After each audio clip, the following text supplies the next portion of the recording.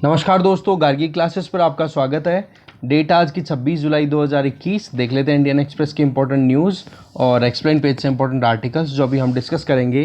देखो, front page पे सिर्फ एक न्यूज़ हमारे लिए काम की है, वो हम देखेंगे डैम चौक। ठीक है, यहाँ पर चाइनीज़ टेंट देखे जा रहे हैं और कहाँ पर, इंडियन साइड में मेनली।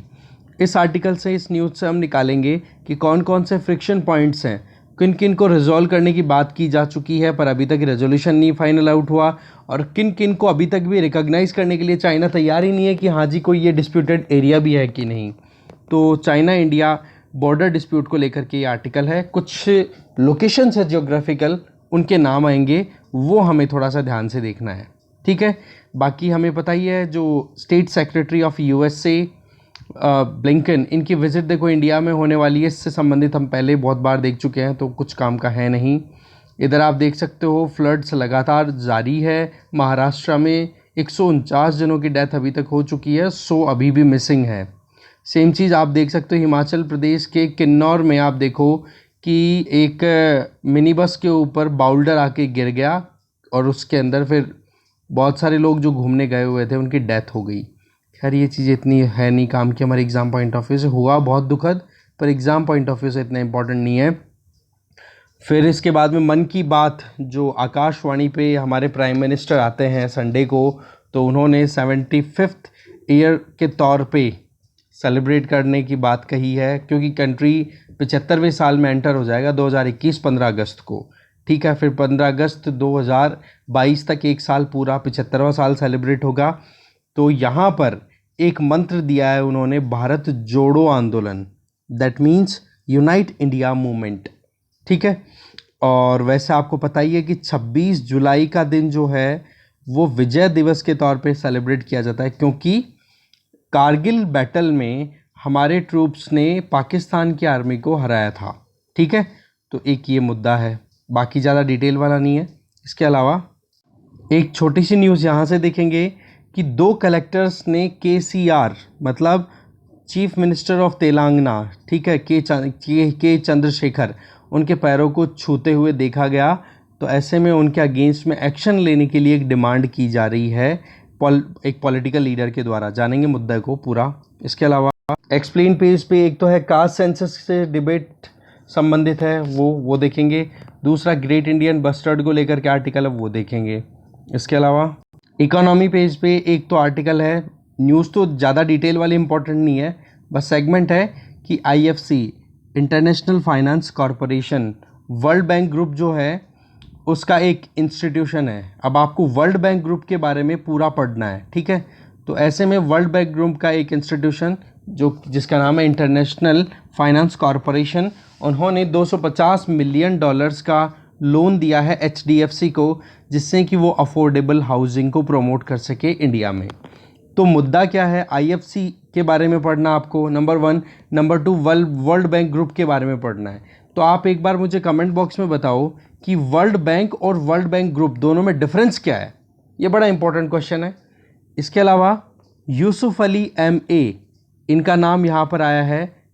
इनको एक बहुत इंपॉर्टेंट पोजीशन पर अपॉइंट किया गया है वाइस चेयरपर्सन के तौर पे, वाइस चेयरमैन के तौर पे अबू धाबी बिजनेस बॉडी जो है उसके लिए। ठीक है, और बाकी न्यूज़पेपर बचा हुआ है उसकी थोड़ी एक बार नज़र डाल लेंगे। बाकी मेन जो न्यूज़ है वो यही है, देखते हैं एक एक को डिटेल में। देखो, फर्स्ट न्यूज़ है in Demchok, Chinese tent on Indian side, no date yet for talks. अभी तक कोई डेट्स नहीं है जिनमें बातचीत की जा सके। देखो, चाइना ने अपने टेंट्स अभी तान रखे हैं, बना रखे हैं इंडियन साइड में। कहाँ पर? चारदिंग नाला डैम चौक वाले रीजन में। और कौन सा एरिया ये? ईस्टर्न लद्दाख में। तो ये ध्यान रखना आप, चारदिंग नाला डैम चौक, ईस्टर्न लद्दाख। ऑफिशियल्स ने ये कहा है कि यहाँ पर बोला तो ये जा रहा है कि ये टेंट जो हैं वो सिविलियंस के द्वारा बनाए हुए हैं, बट है क्या वहाँ पर? मिलिट्री की प्रेजेंस। तो ऐसे में देखो कि जो डैमचौक वाला फेस ऑफ अभी यहाँ पर डैमचौक के सामने आ रहा है ना जो लोकेशन, तो इससे पहले भी दोनों मिलिट्री आमने सामने हो चुकी हैं डैमचौक वाले रीजन में, और उसमें भी पर्टिकुलर 2 जगह हैं, एक तो डैमचौक और एक और ट्रिग हाइट्स। वहाँ पर लाइन ऑफ एक्चुअल कंट्रोल जो कि इंडिया और चाइना को सेपरेट करती है, वहाँ पर डिस्प्यूट्स हो चुके हैं। और देखो आप कि चाइना और इंडिया का जो जॉइंट वर्किंग ग्रुप है JWG, joint working group India China, उन्होंने 1990s की टाइम से भी इन दोनों लोकेशंस को आइडेंटिफाई कर रखा है कि हाँ जी ये फ्रिक्शन पॉइंट्स हैं।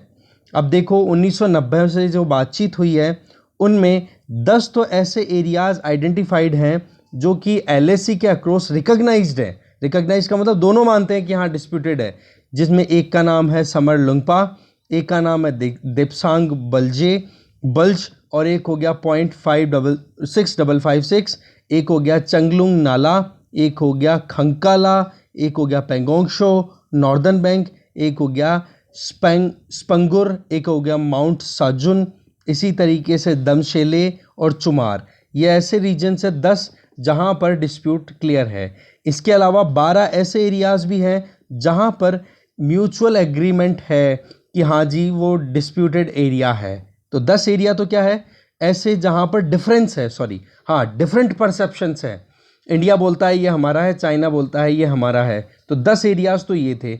12 ऐसे एरियाज हैं जिनको दोनों कंट्रीज रिकॉग्नाइज करके चलते हैं कि हाँ जी ये डिस्प्यूटेड एरियाज हैं। दोनों साइड जो हैं परसेप्शन में वेरिएशन को लेकर ये बहुत ज़्यादा एक तरीके से अविश्वास, डिस्ट्रस्ट का शिकार होती रहती हैं। 5 फ्रिक्शन पॉइंट्स ऐसे हैं जहां पर ईस्टर्न लद्दाख वाले रीजन में आप देखो कि पिछले साल जब से आप देखोगे गलवान वैली जो कॉन्फ्लिक्ट हुआ था उस टाइम से लेकर के अब तक लगभग 5 और फ्रिक्शन पॉइंट ऐड हो गए हैं। तो आपको ये चीज़ ध्यान होनी चाहिए कि चाइना का जो कॉन्सेप्ट है ना, माओ त्से तुंग का या माओ जेडांग, दोनों में से कोई भी नाम लिखा हो मिले, एक इंडिविजुअल था। उस इंडिविजुअल का टारगेट ये था कि चाइना एक पाम है और उसकी 5 फिंगर्स हैं, जिनमें एक है लद्दाख, दूसरा है नेपाल, तीसरा है सिक्किम, चौथा है भूटान, पांचवा है अरुणाचल प्रदेश। बोले इन सब को हम पकड़ेंगे और उन्हीं लाइंस के ऊपर अभी ये शी जिनपिंग भी चल रहे हैं। ठीक है, अब नए जो 5 फ्रिक्शन पॉइंट्स हैं जो ऐड हुए हैं पिछले 1 साल में, वो एक तो देख सकते हो गलवान वैली में KM 120, इसी तरीके से PP15, PP17A शोक सुला एरिया, ऐसे रेचिनला और रेजांगला, ये 2 और दर्रे हैं जो और ऐड हो गए हैं ईस्टर्न लद्दाख वाले रीजन में। तो रेचिनला और रेजांगला ये ध्यान रखोगे, लद्दाख वाले रीजन में लोकेटेड है, क्वेश्चन आ सकता है इससे रिलेटेड।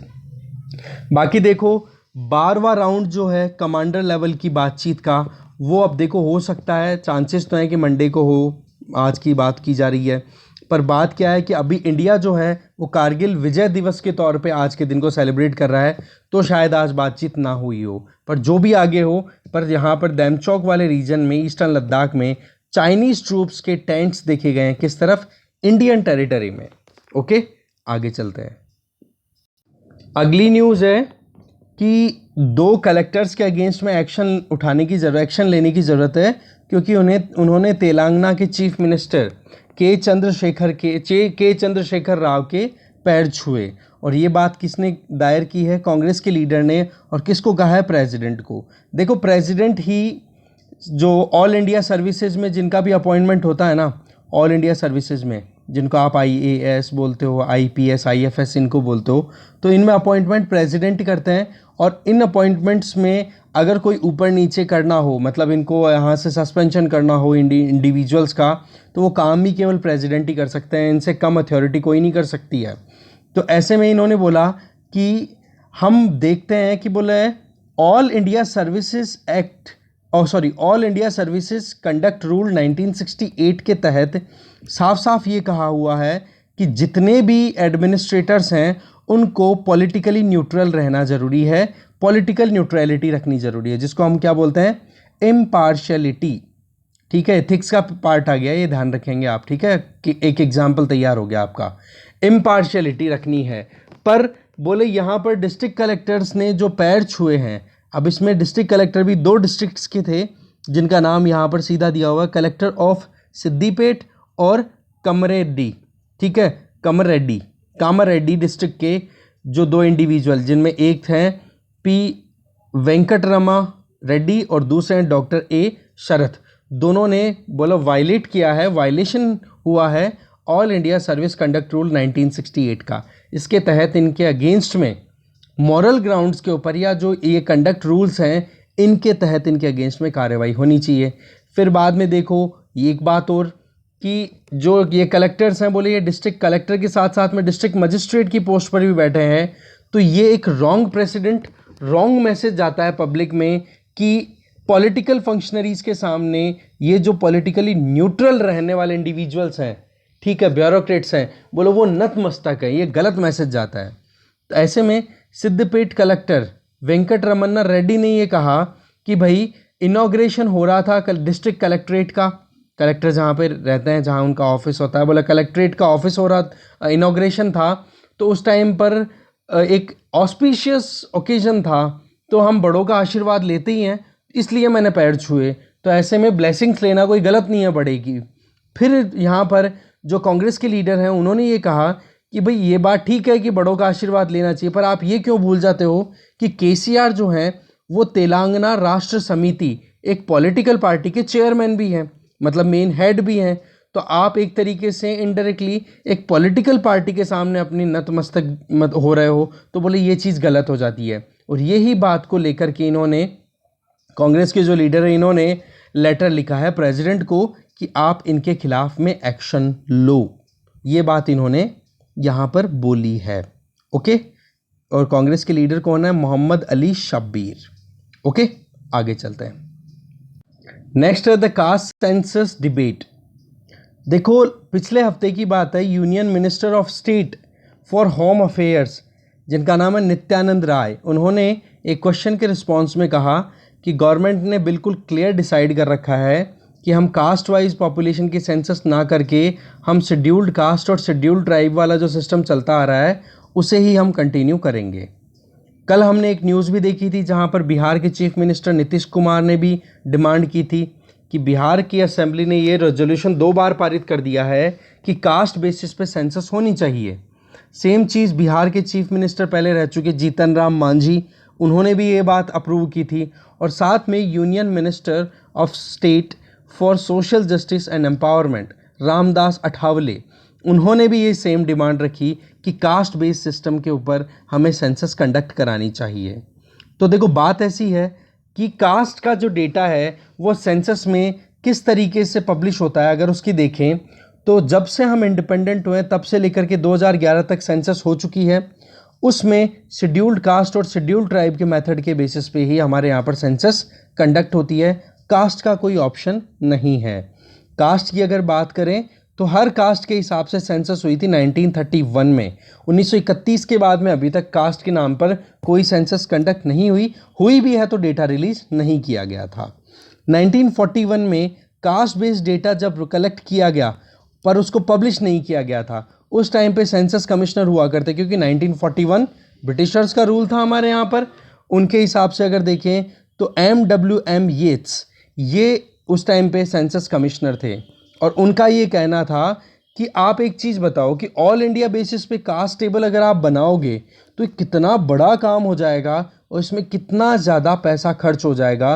बोले ये कुछ काम की बात नहीं है। और उस टाइम आपको पता भी है वर्ल्ड वॉर सेकेंड चल रहा था और यूके बहुत ज़्यादा क्राइसिस में था।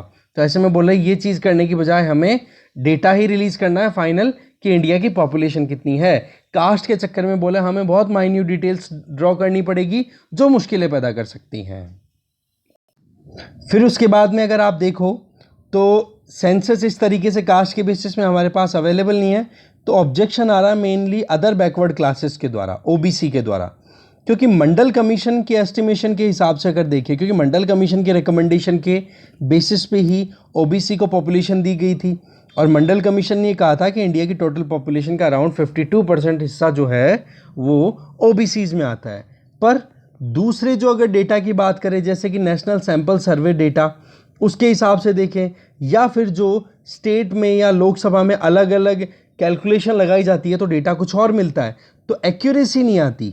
ठीक है, तो उस एक्यूरेसी को गेन करने के लिए ओबीसी है वो डिमांड करती है, जबकि दूसरी तरफ जो नॉन रिजर्व्ड कैटेगरी है, जनरल कैटेगरी के लोग हैं, वो मना करते हैं कि बोला कास्ट के बेसिस पे कोई सेंसस नहीं होनी चाहिए।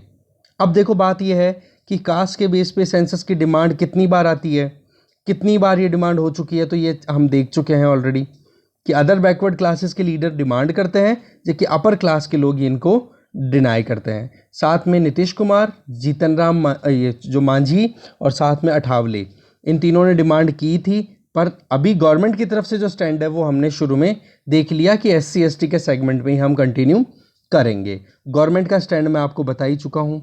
ओके, और इंडियन एक्सप्रेस ने RTI लगाई है, office of registrar general of India, जो कि मिनिस्ट्री ऑफ होम अफेयर्स के अंडर आती है।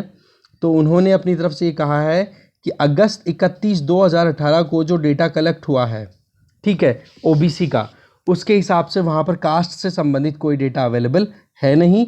और दूसरी बात, SC ST के अलावा आगे बढ़ने की कोई स्कोप दिख नहीं रहा। UPA की अगर बात करें प्रीवियस गवर्नमेंट की, तो देखो बातचीत बहुत हो रही थी कि कैसे भी करके कास्ट सेंसस कंडक्ट कराई जाए। फिर देखो बहुत लंबा डिबेट डेलिब्रेशन होता है, फिर उसके बाद में एक फुल फ्लेजेड मैनर में कास्ट सेंसस ना कंडक्ट करवा करके क्या कंडक्ट करवाई जाती है, सोशो इकोनॉमिक कास्ट सेंसस। ठीक है, सोशो इकोनॉमिक कास्ट सेंसस में गांव ग्रामीण क्षेत्रों में तो कंडक्ट किया था मिनिस्ट्री ऑफ रूरल डेवलपमेंट ने, और शहरी क्षेत्रों में कंडक्ट किया था ministry of housing and urban poverty alleviation ने। तो ऐसे में दोनों मिनिस्ट्रीज़ को अलग अलग इंडिपेंडेंट का टास्क दे दी, और सोशो इकोनॉमिक जो कास्ट सेंसस था, इसका एक्सक्लूसिव डेटा जो था वो कास्ट की बेसिस पे फाइनलाइज करना था। पर फिर बाद में पब्लिशिंग की बात हुई तो कास्ट के नाम पे तो हुआ नहीं, बाकी सोशो इकोनॉमिक कास्ट सेंसस को फाइनली पब्लिश कर दिया था 2016 में। देखो, कास्ट एक अलग सेगमेंट है और सोशो इकोनॉमिक कास्ट सेंसस, उसमें आप सोशल और इकोनॉमिक स्टेटस दोनों को ध्यान में रख करके करते हो। तो अब यहाँ पर आप देख सकते हो कि मिनिस्ट्री ऑफ रूरल डेवलपमेंट ने SECC गाँव में कंडक्ट किया, मिनिस्ट्री ऑफ हाउसिंग ने क्या कहाँ पे किया, अर्बन एरियाज़ में, और डेटा रिलीज होता है 2016 में। फिर बात आ जाती है कि कास्ट का डेटा कलेक्ट किया जाए। देखो, ministry of social justice and empowerment, इसने अपनी तरफ से एक एक्सपर्ट ग्रुप स्टैब्लिश किया था, जिसके हेड थे नीति आयोग के vice chairperson, farmer vice chairperson, जिनका नाम है अरविंद पंतगड़िया। पर कास्ट बेसिस पे जो भी क्लासिफिकेशन कैटेगराइजेशन जो करना था वो फिर बाद में फाइनलाइज नहीं हो पाया, रिपोर्ट फिर पब्लिश नहीं हुई। देखो, parliamentary committee on rural development के पास में जब गई ना ये report socio economic caste census की, तो उनको पता पड़ा कि 98.87% एक्यूरेट एग्जामिनेशन किया गया था इस सोशो इकोनॉमिक कास्ट सेंसस के बेसिस पे। तो क्या है पॉइंट कि देखो, जब जब भी सेंसस होती है तो कास्ट के नाम पे डिमांड की जाती है पॉलिटिशियन के द्वारा, पर अभी फिलहाल जो गवर्नमेंट है वो अपनी तरफ से बिल्कुल एडामेंट है, एकदम क्लियर है कि हम SC ST वाले सेगमेंट में ही कंटिन्यू करेंगे, ना कि कास्ट सेंसस को हम कंडक्ट करेंगे। आगे चलते हैं। नेक्स्ट है ग्रेट इंडियन बस्टर्ड की बात करें, कच्छ वाले रीजन में इनकी पॉपुलेशन लगातार डिक्लाइन कर रही है। देखो, पिछले हफ्ते की बात है, गवर्नमेंट ने राज्यसभा को इन्फॉर्म किया कि भाई कोई भी ग्रेट इंडियन बस्टर्ड अभी कच्छ बस्टर्ड सेंचुरी में नहीं है। गुजरात में है कच्छ बस्टर्ड सेंचुरी, और ये है ग्रेट इंडियन बस्टर्ड आपके सामने। ठीक है, बेसिकली क्वेश्चन था, कांग्रेस के MP है शक्ति सिंह गोहिल के द्वारा कि भाई, और सुप्रीम कोर्ट की तरफ से भी डायरेक्शन थी कि भाई आप ग्रेट इंडियन बस्टर्ड के हैबिटाट्स को प्रोटेक्ट करने के लिए क्या कोशिशें कर रहे हो, क्योंकि राजस्थान और राजस्थान से कनेक्ट, राजस्थान का वेस्टर्न राजस्थान वाला हिस्सा थार डेजर्ट, और उससे कनेक्टेड गुजरात वाला हिस्सा कच्छ का रन जो है, उस वाले रीजन में इस स्पीसी को सेव करने के लिए सुप्रीम कोर्ट ने भी अपनी तरफ से गाइडलाइंस दी थी। तो सबसे पहले देखो, इस स्पीसी की बात कर लेते हैं। ग्रेट इंडियन बस्टर्ड जो है वो हमारे यहाँ इंडिया में मिलने वाले 4 बस्टर्ड्स में से एक है। एक तो हो गया ग्रेट इंडियन बस्टर्ड, और ये सबसे बड़ा है साइज़ में, बाकी जो 3 हैं वो छोटे हैं। अब वो 3 कौन कौन से हैं वो देख सकते हो, मैक्क्वीन बस्टर्ड, लेसर फ्लोरिकन और बंगाल फ्लोरिकन। ये नाम आप लिख सकते हो, क्वेश्चन प्रीलिम्स में बन सकता है। ओके, तो सबसे बड़ा साइज़ में यही होता है GIB, और GIB पे क्वेश्चन आते रहते हैं भाई। ठीक है, ग्रेट इंडियन बस्टर्ड पे प्रीलिम्स में क्वेश्चन। अगर हिस्टोरिकल रेंज की अगर बात करें तो पहले तो ग्रेट इंडियन बस्टर्ड पूरे इंडियन सब कॉन्टिनेंट में मिलता था, पर अब धीरे धीरे इसका जो एरिया है, हैबिटाट एरिया है, वो रिड्यूस होते होते केवल 10% एरिया रह गया है। आज आप देखो, जो फ्लाइट बर्ड्स हैं उनमें हैवीएस्ट बर्ड है ये, मतलब उड़ने वाले पक्षियों में सबसे भारी पक्षी है ग्रेट इंडियन बस्टर्ड, जो कि ग्रासलैंड एरियाज में रहता है, घास वाले एरियाज में रहता है। ज़्यादातर टाइम ये ग्राउंड पे अपना स्पेंड करता है, ये ध्यान रखें आप। और ओकेजनली फ्लाई करता है अगर अपने हैबिटाट को थोड़ा बहुत चेंज करना हो तो। फीड करता है ये इंसेक्ट्स पे, लेजार्ड्स पे, मतलब लेजर्ड्स हो गई, ग्रास सीड्स हो गए इन पे। और नॉर्मली आप देखो कि ग्रेट इंडियन बस्टर्ड को बैरोमीटर की तरह कंसिडर किया जाता है किसी भी ग्रासलैंड इकोसिस्टम के लिए। मतलब अगर वहां पर ग्रेट इंडियन बस्टर्ड है, इसका मतलब ग्रासलैंड इकोसिस्टम बहुत हेल्दी है। एक तरीके से ये एक मीटर की तरह कंसिडर किया जाता है। फिर देखो आगे बात आ जाती है एक्सटिंक्शन थ्रेट की।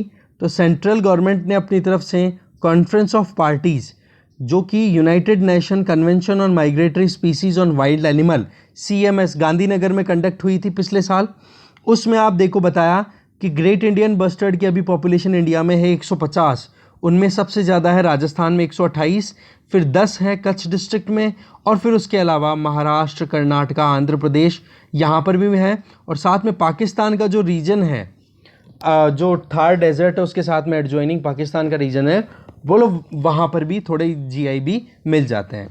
एक इम्पॉर्टेंट फैक्ट यहाँ पर आ रहा है कि international union for conservation of nature, that is IUCN, इसके अकॉर्डिंग अगर देखें तो ग्रेट इंडियन बस्टर्ड को क्रिटिकली एंडेंजर्ड कैटेगरी में डाला हुआ है। तो ये आप ध्यान रखेंगे, बिल्कुल गड़बड़ ना हो। अगर हम wild life institute of India की बात करें तो इन्होंने हाईलाइट किया है कि मेन जो थ्रेट है ना ग्रेट इंडियन बस्टर्ड को, वो है पावर ट्रांसमिशन लाइन, कि घास के मैदानों में बड़ी बड़ी high electricity, high tension lines को पास किया जाता है। और ये जब फ्लाइट लेते हैं ग्रेट इंडियन बस्टर्ड, और वो अगर उन तारों में फंस जाते हैं तो फिर उनकी इलेक्ट्रोक्यूशन की वजह से जो एक इलेक्ट्रिक शॉक लगता है उसकी वजह से इनकी डेथ हो जाती है। और हर साल आप देखो कि 18 के लगभग ग्रेट इंडियन बस्टर्ड्स की डेथ हो जाती है इन पावर लाइन्स से टकराने के चलते। पर्टिकुलर बात करें तो राजस्थान में ही। तो इसके लिए देखो मिटिगेशन लेना बहुत ज़्यादा ज़रूरी है, इनको प्रोटेक्ट करना बहुत ज़रूरी है, क्योंकि इनके साथ एक प्रॉब्लम है, वो ये कि इनकी पुअर फ्रंटल विजन, जब ये फ्लाइट लेते हैं एकदम सामने अगर देखें तो ये देख नहीं पाते हैं। तो ऐसे में तार पास में आ जाता है तो भी ये बचा नहीं पाते हैं खुद को, और फिर बाद में टकरा जाते हैं, झटका लग जाता है। सेम चीज़ जो कच्छ बस्टर्ड सेंचुरी है वहाँ पर भी है, तो इसी चीज़ को बताया जा रहा है। देखो बहुत सारे जो वाइल्ड लाइफ एक्टिविस्ट हैं उनके द्वारा पिटिशन लगाई जा चुकी है, वो प्रोटेक्शन के लिए काम भी कर रहे हैं कि कैसे भी करके जो पॉपुलेशन डिक्लाइन कर रही है ग्रेट इंडियन बस्टर्ड्स की, इनको हम कंटेन करें। ठीक है, यही चीज़ बताई जा रही है। आगे चलते हैं। देखो कैप्टिव ब्रीडिंग का भी ऑप्शन रहता है। ठीक है, कि ग्रेट इंडियन बस्टर्ड को आप एक पर्टिकुलर एरिया में रखो और फिर वहाँ पर उनका रिप्रोडक्शन करो। ठीक है, फिर उसके बाद में उनको ग्रासलैंड एरिया में फ्रीली छोड़ दो। ओके, राजस्थान सरकार, राजस्थान का जो फॉरेस्ट डिपार्टमेंट है और wild life institute of India, इन्होंने मिलकर के तो कंजर्वेशन ब्रीडिंग सेंटर्स भी इस्टेब्लिश कर रखे हैं कि कैसे भी करके इन ग्रेट इंडियन बस्टर्ड्स को रिप्रोडक्शन ज़्यादा से ज़्यादा कराया जाए, उनको प्रोटेक्ट किया जाए। नहीं तो अगर पॉपुलेशन डिक्लाइन कर गई तो भी मुश्किल है, और डिक्लाइन तो कर ही रही है, अगर ख़त्म हो गई तो एक इम्पॉर्टेंट बस्टर्ड की जो स्पीसी है, एक जो आप कह सकते हो फ्लाइट बर्ड, जो हैवीएस्ट फ्लाइट बर्ड है, वो मिस हो जाएगा। तो ये चीज़ यहाँ पे बताई जा रही है। आगे चलते हैं। इसके अलावा इकोनॉमी पेज पे IFC वाली बात तो मैं बता ही चुका हूँ आपको, है ना। वर्ल्ड बैंक ग्रुप और वर्ल्ड बैंक दोनों में डिफरेंस आप बताओगे, और ये मुद्दा जो था वो इतना ही था, बाकी और इतना काम का है नहीं। फिर इसके अलावा जो एक न्यूज़ छोटी सी काम की है वो ये हो सकता है स्टेट लेवल की एग्जाम में ये पूछ लिया जाए कि Yusuf Ali MA recently news में थे।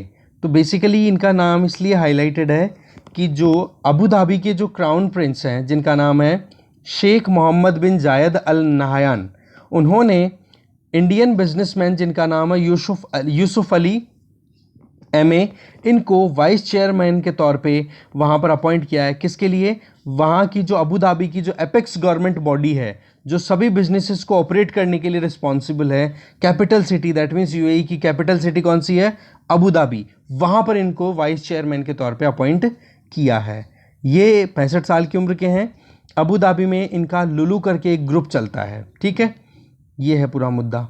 एक छोटी सी चीज़ न्यूज़ और है इधर, confederation of Indian industry CII से जब पूछा गया कि कैसे हम आगे बढ़ सकते हैं हाउसिंग को एक तरीके से इम्प्रूव करने के लिए, तो उन्होंने ये बोला कि हमें प्रधानमंत्री आवास योजना को रीलॉन्च करने की ज़रूरत है, और साथ में इनबिल्ट क्रेडिट लिंक इंश्योरेंस की व्यवस्था करो। मतलब कोविड के चलते कितने ज़्यादा क्राइसिस आ गए, लोग अपना लोन रीपे नहीं कर पा रहे हैं, तो ऐसे में उनकी सिक्योरिटी कैसे हो कि आप उनको लोन दे रहे हो, क्रेडिट दे रहे हो, तो उसी के साथ साथ में उनका इंश्योरेंस भी लिंक करके दे दो। इससे क्या हो जाएगा, आसानी से फिर बाद में लोग अट्रैक्टेड फील करेंगे प्रधानमंत्री आवास योजना की तरफ, और साथ में वो अपनी लाइफ इंश्योरेंस को इनको भी इंश्योर कर पाएंगे, तो लाइफ ईजी होगी।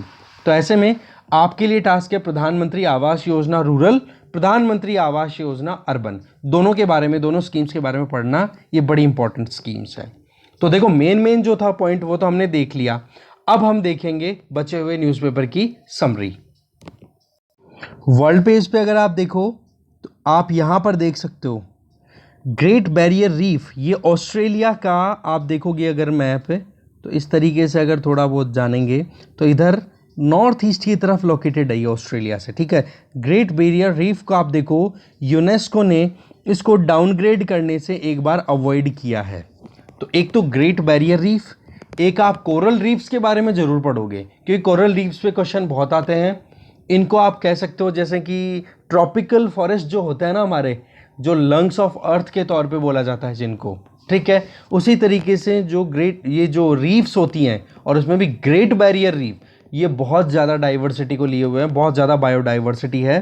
तो ऐसे में आप इसको एक बार ज़रूर देखोगे।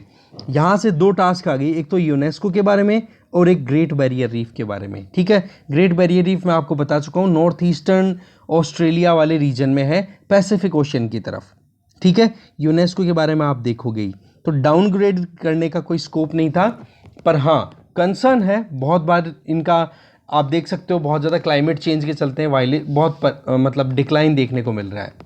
क्लाइमेट चेंज का एक और एग्जांपल आप देख सकते हो कि कैलिफोर्नियन फॉरेस्ट में जो आग लगी है वो उसने घरों को भी जलाना शुरू कर दिया है।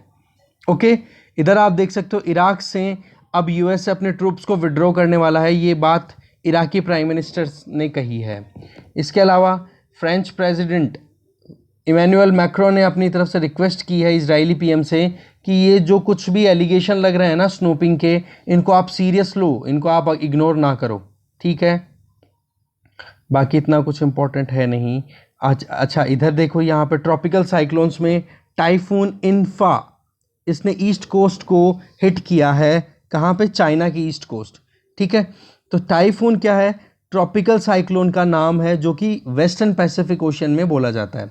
इसके अलावा ऑस्ट्रेलिया में विली विली बोल दिया जाता है, ठीक है। हरिकेन टॉर्नेडोज, हरिकेन के नाम से बोल दिया जाता है अटलांटिक ओशन में, वेस्टर्न पोर्शन में, ठीक है। हमारे यहाँ पर साइक्लोन नाम से बोल देते हैं, चक्रवात हिंदी में बोल दिया जाता है। ये सारी की सारी चीज़ें हैं, ठीक है। बाकी इसके अलावा तो कुछ इंपॉर्टेंट था नहीं। स्पोर्ट्स पेज पे अगर देखें तो उस पर भी नज़र एक बार डाल लेते हैं, कुछ मिलता है तो देखें। देखो वैसे तो अभी तक कोई मेडल कुछ जीता है नहीं इंडियंस ने, जीतेंगे तो पता पड़ जाएगा अपने आप ही। इसके अलावा न्यूज़ में देख सकते हो यहाँ पे हॉकी में तो कल ऑस्ट्रेलिया ने बहुत बुरे तरीके से रौंदा इंडिया को 1-7 से, ठीक है। मनु भाकर ये शूटर हैं, ठीक है, तो इनके भी पिस्टल साथ देना छोड़ चुकी थी ऐसे में, तो इनका भी गड़बड़ हो गया मामला, ठीक है। यही चीज़ें हैं, कुछ कोई मेडल जीते तब तो देखो बात भी बनेगी, बाकी छोटी मोटी न्यूज़ तो आप देख ही सकते हो। तो डिस्कशन में जो मेन चीज़ें थी वो हमने देख ही लिया। अब एक बार खुद से आप देख लेना, न्यूज़पेपर में सुबह शेयर कर ही देता हूँ, ठीक है। Thank you.